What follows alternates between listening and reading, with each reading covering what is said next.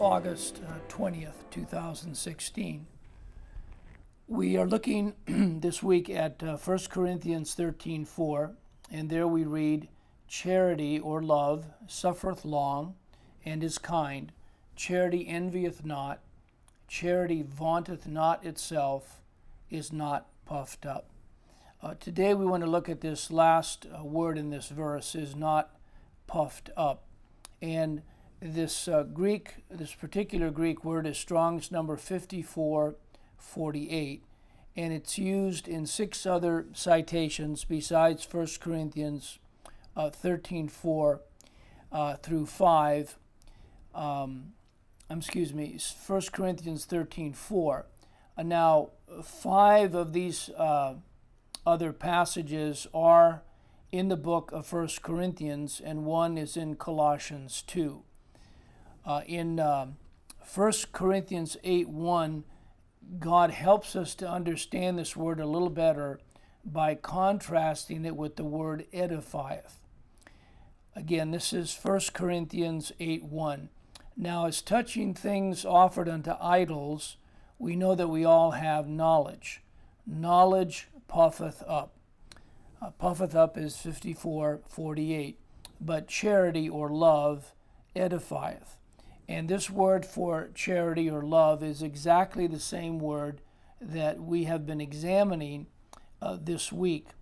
Obviously, knowledge can inflate one's ego, which is why 1 Corinthians 13:4 declares charity or love is not puffed up. Additionally, 1 Corinthians 8:1b asserts that charity or love edifieth.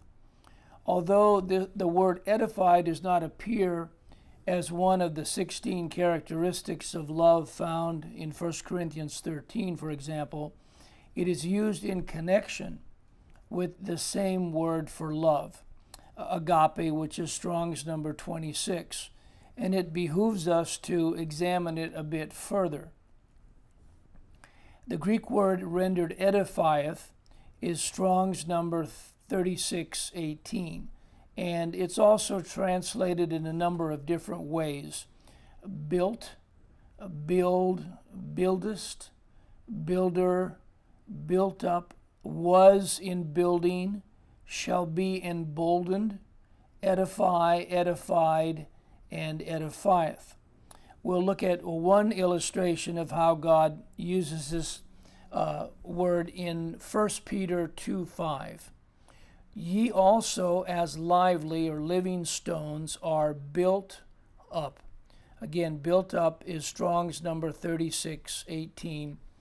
A spiritual house and holy priesthood to offer up spiritual sacrifices acceptable to God by Jesus Christ. The lively or living stones are really a representation of true believers who are like building blocks in God's spiritual temple, which comprises the eternal kingdom of God. Another passage that sheds some more light on the superiority of edification as opposed to being puffed up, which is merely pride, is in 1 Corinthians 10, 23 to 24 and 31 to 33. The historical context has to do with the practice of eating meat that had been previously offered to idols. Under divine inspiration, Paul makes the point that God provided the meat and one could partake of it giving God thanks with complete confidence. However, Paul concludes that in spite of his freedom to take that course of action, he chose not to, for the simple reason that it would not edify or build up a new believer who had previously engaged in such idol-worshiping practices. In other words, he was more than willing, Paul, to sacrifice his own freedom so as not to hinder the spiritual growth of another. And that was a demonstration of his genuine love and affection for a fellow believer's welfare. Again, I'll read 1 Corinthians 10, 23 to 24 and 31 to 33.